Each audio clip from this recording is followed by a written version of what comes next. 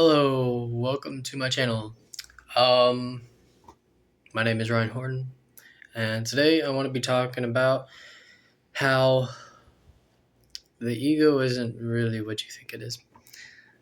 Um, Trigger warning, this is going to be offensive, and it's designed to be that way. And you'll see why. But this is not going to be for, I would say, kids or just anybody who's not prepared to understand what it is that I'm about to talk about. Um, that being said, let's dive into it. So, I don't think ego death is even possible until you go through even if you do go through something traumatic, there's always a chance to come back from it. Actually, I do remember this episode of anime, and it's anime, but yeah, I think it was Black Butler. It was one of the later seasons of Black Butler where CL actually gets revenge on the dude who sold him off or whatever. And the kids that guy had were too far gone. And that's why CL chose to make Sebastian kill them all. Um, was because they were too traumatized. Uh, and there was no point keeping them alive. And it's interesting, to be honest. That show is interesting, but that scene is interesting too because I don't know. I just think if you give it enough time, there's always a chance to repair your ego.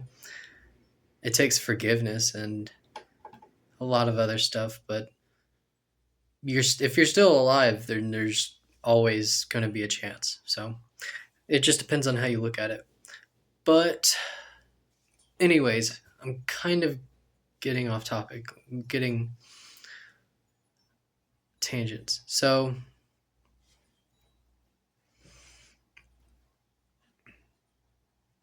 what I'm going to be doing today is I'm going to be helping you see and understand what your ego is, and then afterwards, after you have a good grasp of what it is, um, then we're going to help it be quiet, help it settle.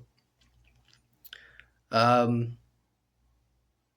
First, I want to talk about a little bit about the differences between things like instinct, intuition, and ego, because they're all very prominent but separate aspects of our identity. Um, our instincts are something very primal, very natural, very, uh, I guess, urgent, you would say. You don't have much control over your instincts. You can mask them, you can cover them up, you can pretend like they don't exist, you can what's the word? You can prolong them, but they're never going to go away. You can't just abandon your instincts. They're not It doesn't work that way. It just doesn't. You could pretend like they're not there, but they're still going to be there. This includes, among other things, a larger list than I was anticipating at first, but a few things that you would say are instinct and things that we think often about are things like our diet, how we eat, what we eat, when we eat, and drinking water. Things like masturbation or sex. These are very key, And I think because they get overblown in the world of urges and desires and needs. For example, masturbation and porn. I think conflating the two is very detrimental to your health and internally. Um,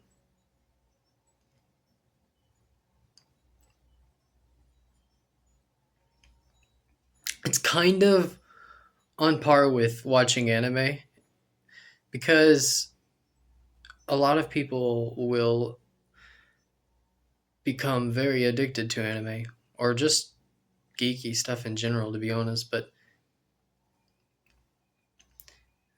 I used to be this way. I used to have like 30 different tabs of anime that I have yet to watch. It's like a list. I mean, there's literally a site for this, an anime list, where you have a list of anime that you haven't even watched yet, that you intend to watch.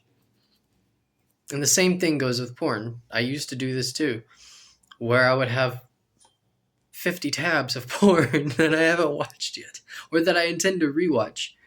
Um, and the same goes with anime there too. And the difference being, porn is usually there to help you masturbate, versus anime is there to help you be entertained. Both entertainment and sexual satisfaction are important in your life. I don't know how instinctual entertainment is, but obviously it's got to be somewhere along that line. If it's in every single culture that exists in human nature, in human history. So, but either way,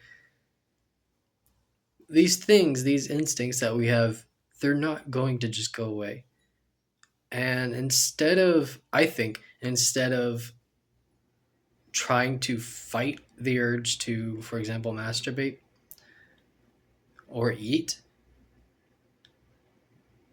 instead of avoiding and suppressing those instincts, those desires, those needs, take control of them and admit that that's who you are and that that's what you need, and be responsible with taking care of it. So don't go crazy with 50 fucking tabs of porn or anime or whatever else you're interested in. You know, don't overindulge. But at the same time, they're just going to be there.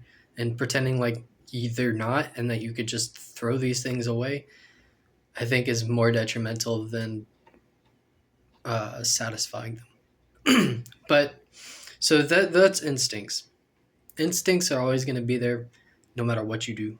They're just a part of who you are, a part of being human. And I think putting these really rough stigmas and expectations on people around certain instincts is so awful. It's cruel, really, to make somebody else think that the instincts that they feel are wrong, are inhumane, or something along those lines.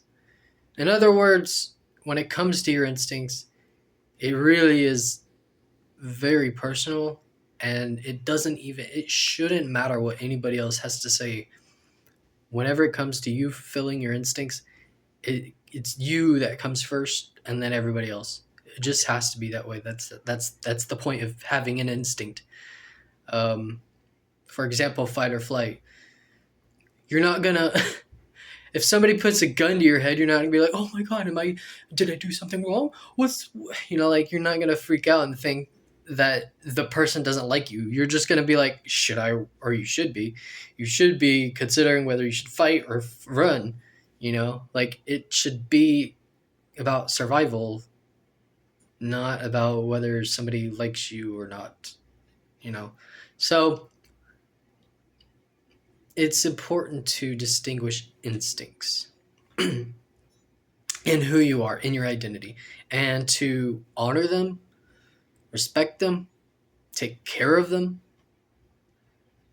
Um, just be aware that that's something that you can't control.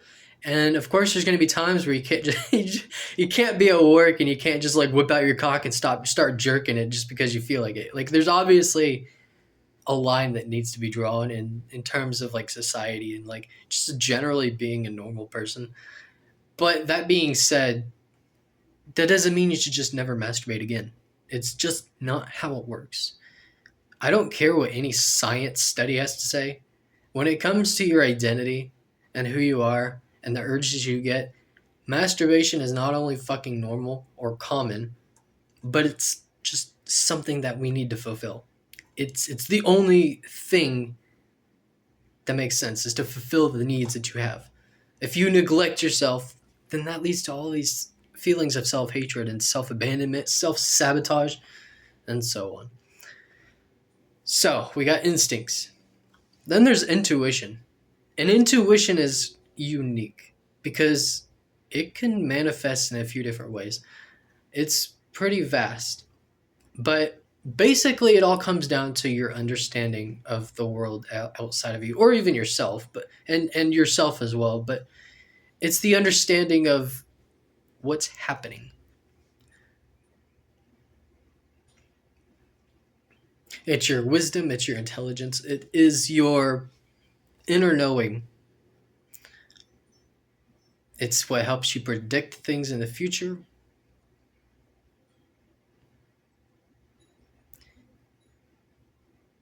And when it comes to your subconscious, it's this pull that just tells you you should do this thing, even if it doesn't make sense at the time. And then if you listen, 99.99999% of the time, if you listen to your intuition, it's going to be correct.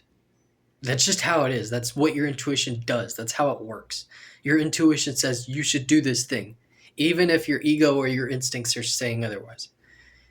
From my experience, every time I have listened to my intuition and acted out on my intuition, it was right. It was right.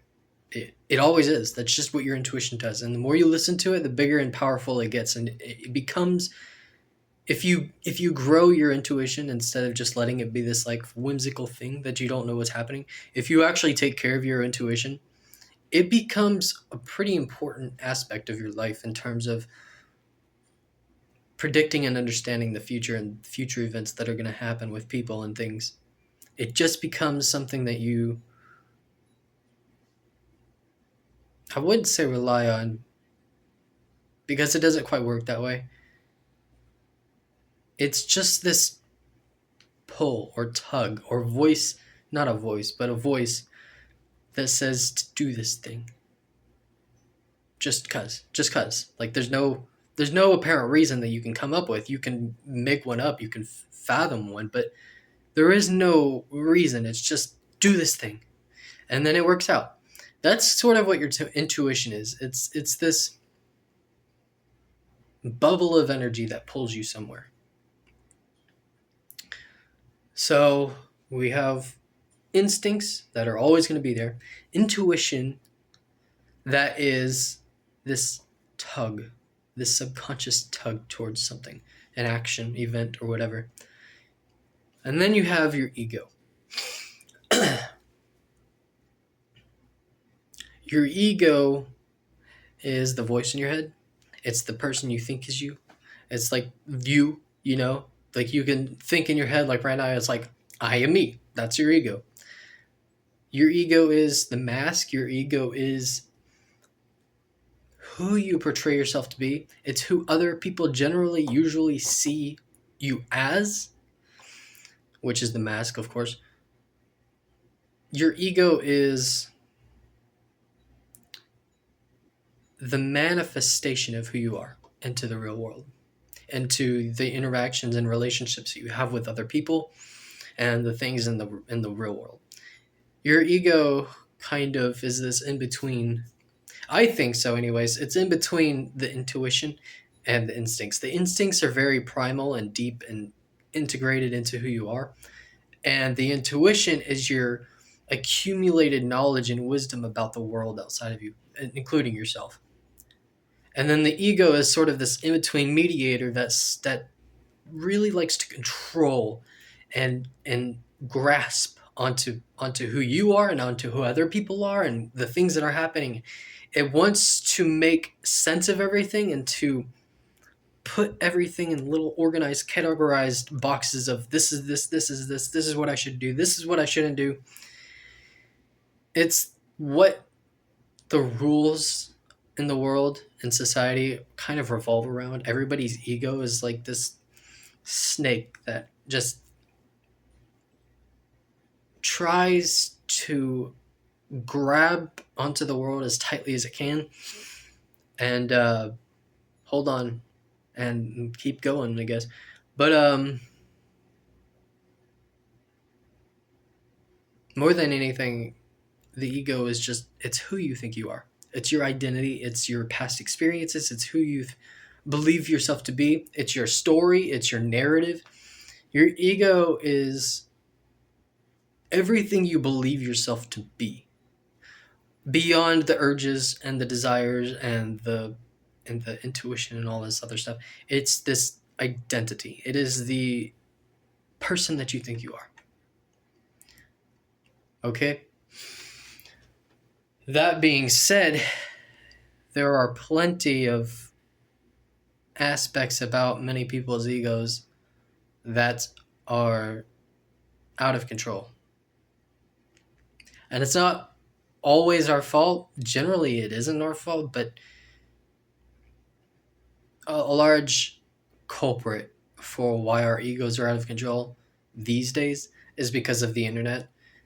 We have pretty much free reign to express ourselves completely freely on the internet. And not only can this damage other people's perception of the real world, but it's draining yourself. You are wasting your energy and your energy. You're wasting your energy expressing yourself too much onto things that don't matter or affect you or have anything to do with you. That's what the internet largely is everybody is coming into a collective and sharing who they are. But when your ego is hurt, when it's in a state of lack or need, when your ego is always searching for validation and approval, when it's searching for likes and comments and opinions and all these other things, you portray a version of yourself that is looking for those things. Instead of portraying a version of yourself more aligned with who you really are inside.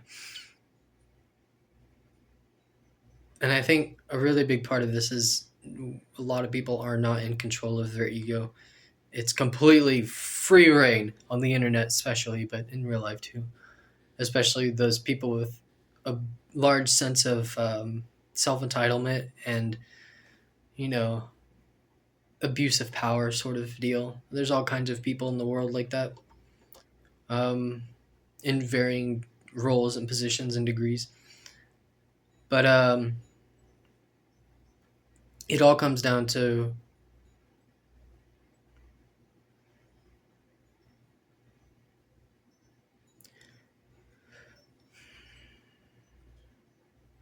how in control of your ego you are when it comes to interacting with other people and things on the outside world.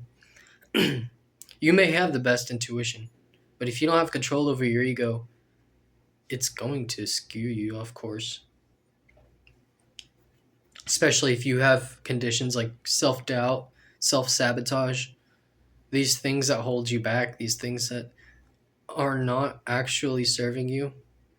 You just convinced yourself that you don't deserve more than you really do. So, with all of that being said, we're going to do a few exercises. I'm going to trigger you. I'm going to help you view your ego, see it for what it is, instead of hiding and pretending like these things don't exist, and pretending and confusing the ego with other parts of who you are, especially your feelings, because you can have all the thoughts in the world if you want, as many as you want, but they don't always align with how you feel. So I'm going to trigger you so that you can really see your ego for what it is. And then afterwards, I'm going to guide you to quietening the ego and hopefully getting you to a place of peace and tranquility for the moment.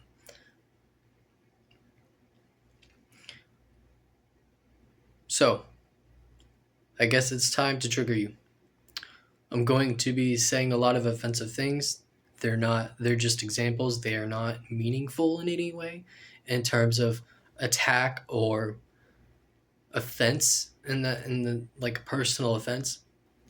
They are my triggers are simply going to be here to trigger you into seeing who you are.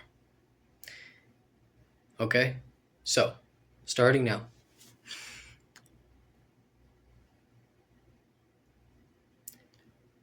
Nigger.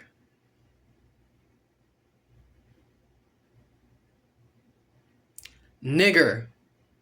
Nigger, nigger, nigger. How does that make you feel? What comes up? What do you feel?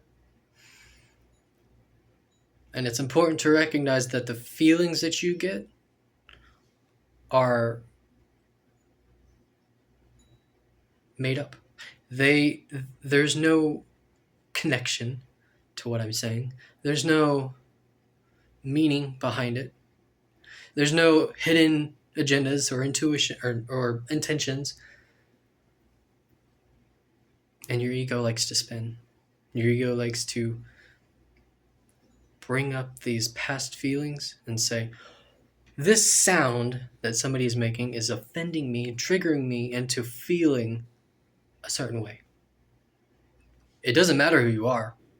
And this is another thing, is to not overthink or self-attack. It doesn't matter who you are. It doesn't matter what color you are. If you're white, you'll get triggered. If you're black, you'll get triggered. If you're Asian, you'll get triggered. Anybody and everybody will get triggered. And that's an easy one to start with too, because nigger is a very well-known offensive word that nobody usually uses unless they want to offend somebody.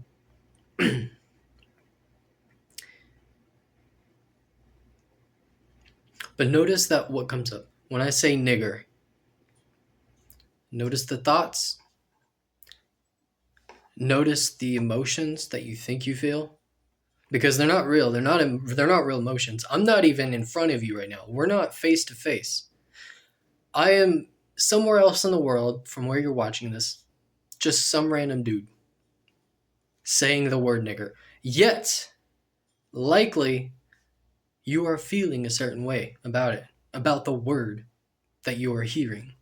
Likely, if you're honest with yourself and open, and allowing yourself to really feel that tug, that pull that said, he said nigger, oh my God. Even if you think it's funny, whatever comes up, it's your ego. So we're going to move on.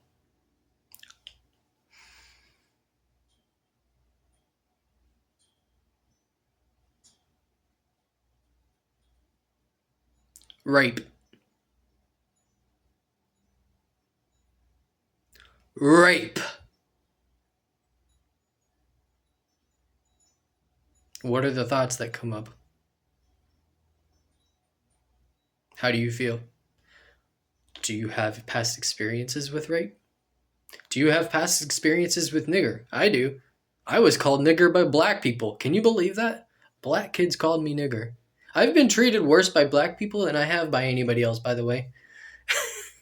I feel like if there's anybody in the world who just deserves to say nigger, being a white man, it'd be B. So yeah. What comes up with rape? And be honest with yourself. Remember, I'm not here in front of you. I don't know what you're thinking. You're watching this video and you're thinking like, "Oh my god, what if they find out? What am I going to do?" It's just you. And that's the thing too, is you have to be your own safe space. You can't outsource these things and expect everybody to receive you the same way you want to be received. You have to go through it yourself. If you were raped, if you did rape,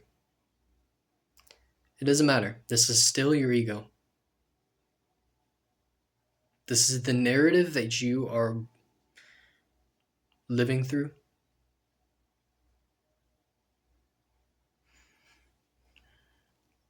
It's the story you tell yourself. What comes up? What's the feelings, the memories, the past? All of this. The identity you attach to this is your ego. Okay? Moving on. Abortion.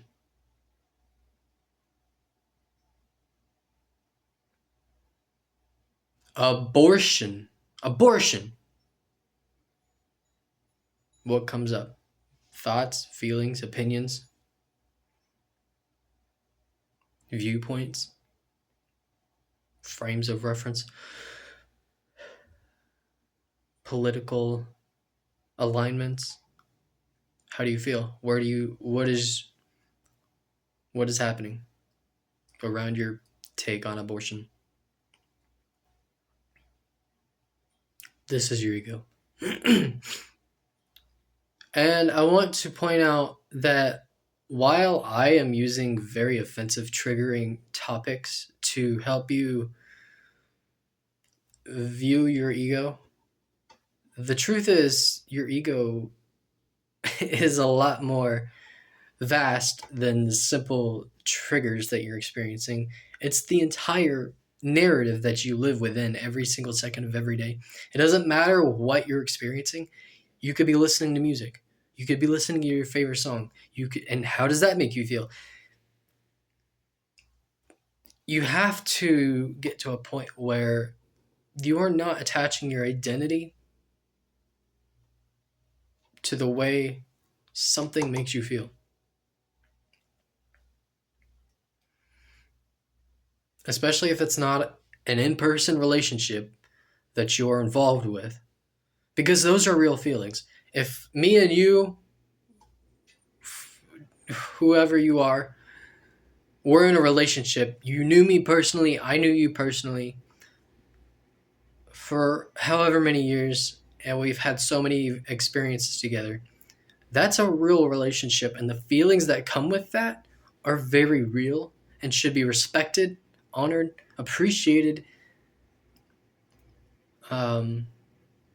You should feel gratitude, hopefully, if for your relationships and shit. But either way, those feelings that you get around the people that you're with are real. The feelings that you get around the thoughts that you have are sort of just, I wouldn't say they're not real. I wouldn't invalidate you that way, but they are residual. They are triggers, really. I mean, when I said rape, it's not like I was raping you in the moment. It's all in your head. And that's the difference between your ego and the real life. You have to have a control over your ego and not let it override the narrative happening in real life.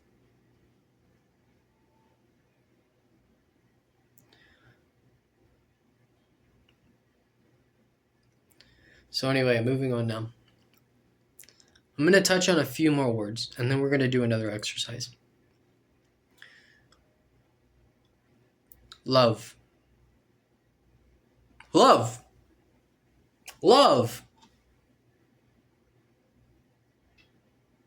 How does that make you feel?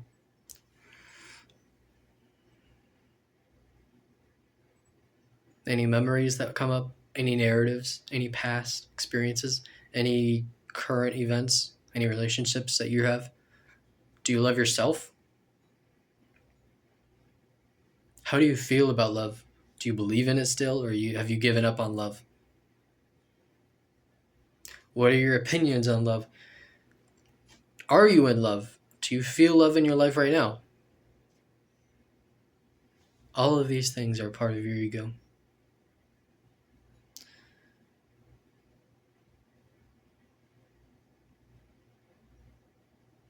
I'm going to move on.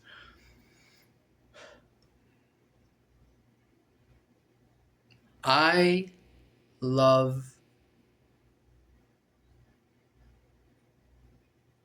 blank. What comes up? What do you love? I hate. What comes up?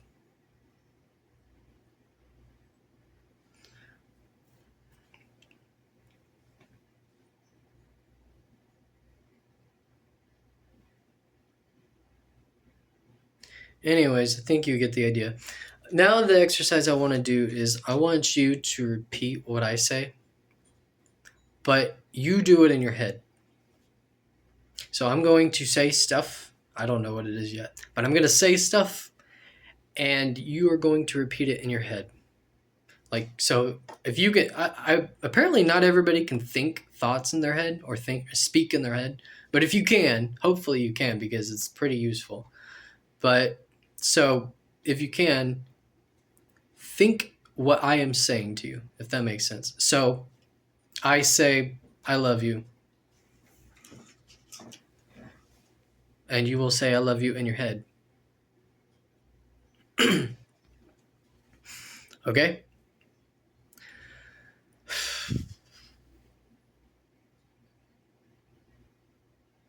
We'll start with that. So repeat after me, and I'll go word by word. I love you. I love me.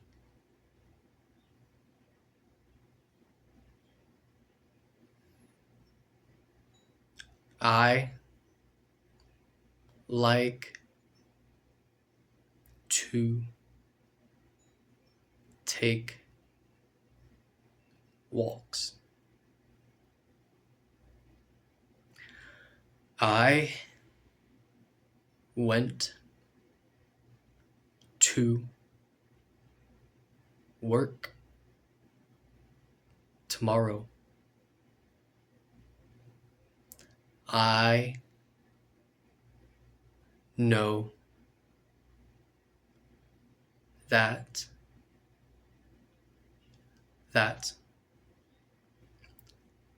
sentence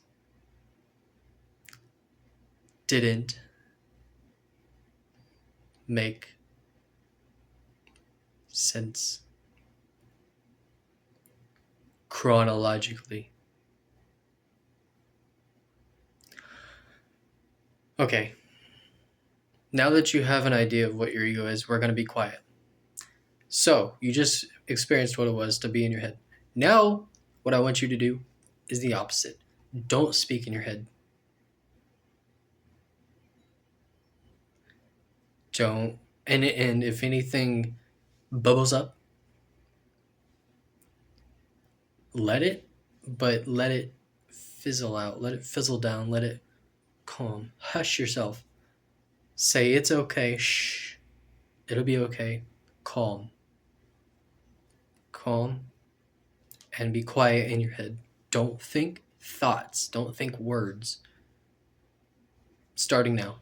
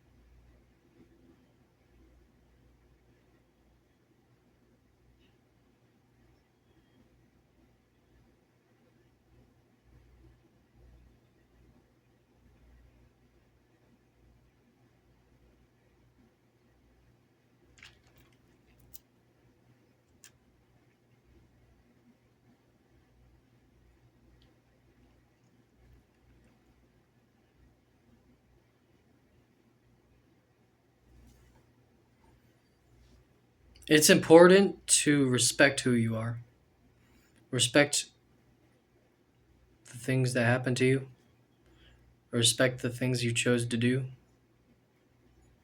your actions, your inactions, all of your decisions.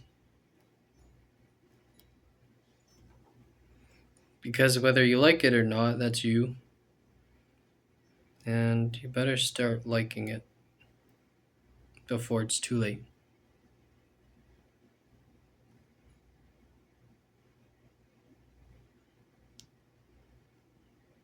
Stop seeking outside validation from people that don't know you and probably don't care. At least not the way you want them to, or the way you need them to. Stop seeking approval. Stop oversharing your life story just so people will say, "Oh yeah, that's great. I'm really glad that you are doing that." Do that for yourself.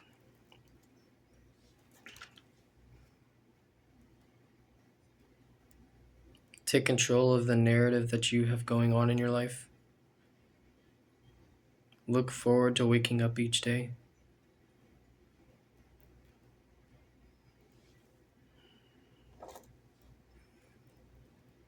Take initiative in taking care of yourself, not just financially, but all of your needs.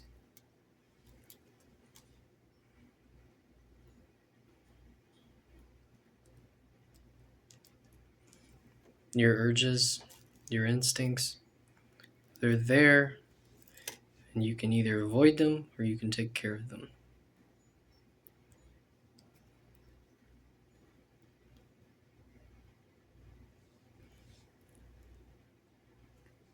I suggest not ignoring them.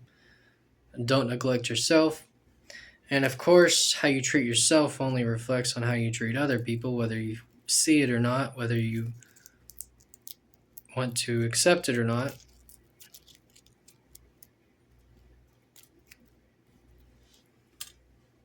This is why love starts with yourself. If you don't believe in love, it's because you don't believe in loving yourself.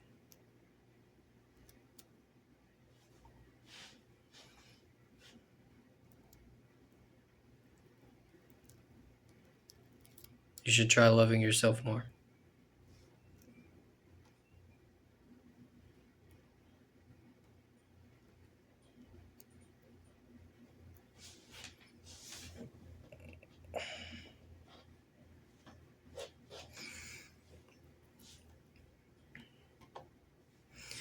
And by loving yourself, it doesn't just mean looking in the mirror and saying, I love you, although that's helpful.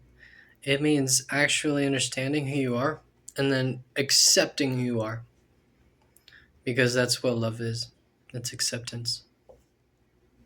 At the end of the day, when it comes to humans, our human nature, we can either reject somebody or accept them.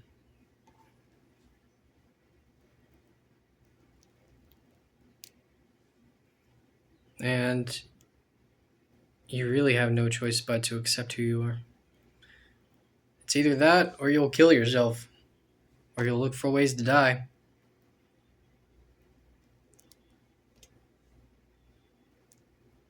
You will poison yourself, self-sabotage, destroy your life over and over and over because it's never going to be good enough to prove to you that you're good enough for your own self, your desires, your instincts, your urges. It doesn't matter what you did. You still have to take care of yourself. That's what acceptance is. It's loving yourself even though you fucked up. It's loving yourself even though people don't. You can't rely on other people to love you in place of your own self-love. That's where your ego gets in trouble. because you start building an ego, a foundation for your ego that is searching for validation and acceptance outside of yourself. And the more you don't find it, the more you don't find it, the worse off you get. And the more you do find it, the more you, or when you do find it, you're blind to it because you still haven't accepted yourself more than somebody else is prepared to accept you. You don't even know what acceptance looks like because you haven't done it for yourself. So when somebody else is prepared to do it for you, you don't know what to do about it. Nor are you ready to accept them for who they are. It all starts with your ego. And this is why ego death is the dumbest fucking thing in the world that people have ever created or come up with, because it's not even true. An ego death is when you die. That's what an ego death is. It's when you decide to die, or when you do die. Because so long as you're alive, you're gonna have an ego, even if it's one of intense, unfathomable trauma and just complete disaster. That's still your ego. Your ego's still in there, thinking about what happened or avoiding what happened, seeking pleasure and, being a hedonist, getting drunk, smoking weed, so on and so forth. Avoiding looking at yourself and instead partaking in outside satisfaction. That's why weed is so addictive, by the way. It basically gives you satisfaction. That's what it does. It helps you feel satisfied with your life despite where you are at in the moment.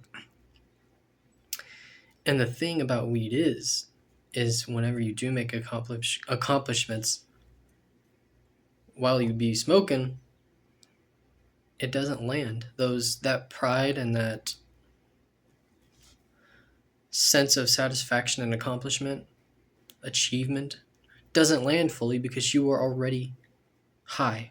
You are already feeling those levels of serotonin or oxytocin or whatever the fuck chemicals it releases in your brain. There is no contrast. And that's why people say you have to I don't know about love the pain, but you have to experience the pain, because without it, you're just going to be living life completely high and satisfied all the time. But and more often than not, instead of becoming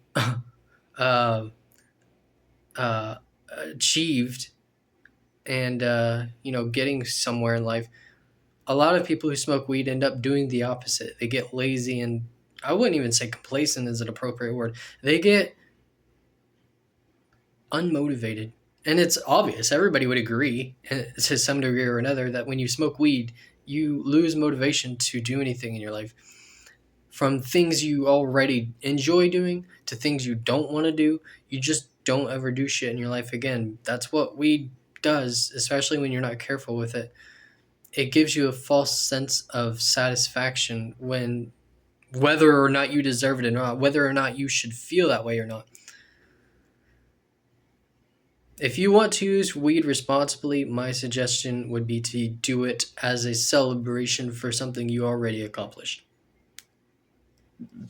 But even then, maybe not. So,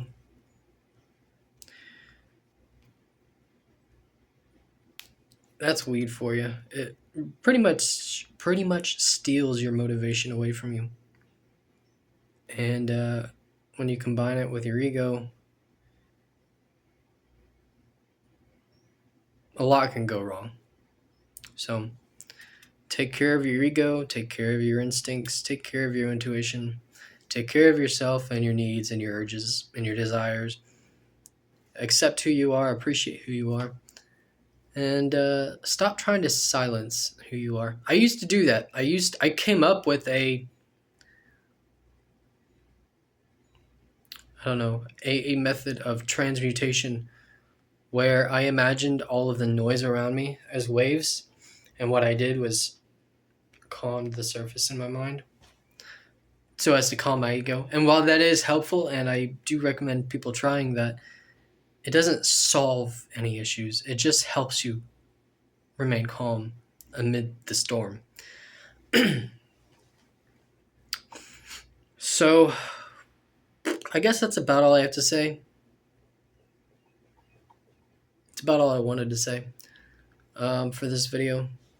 I hope you got a lot out of it. I hope you understood what I was talking about. I hope you grew and learned, and now you have a better idea of what your ego is and how you can I don't know about take control of it, but how you can appreciate it for what it is instead of trying to self-attack all the time and wonder why this, why that, and just let things be a little bit better and easier. So anyways, that's about it for now. Bye for now.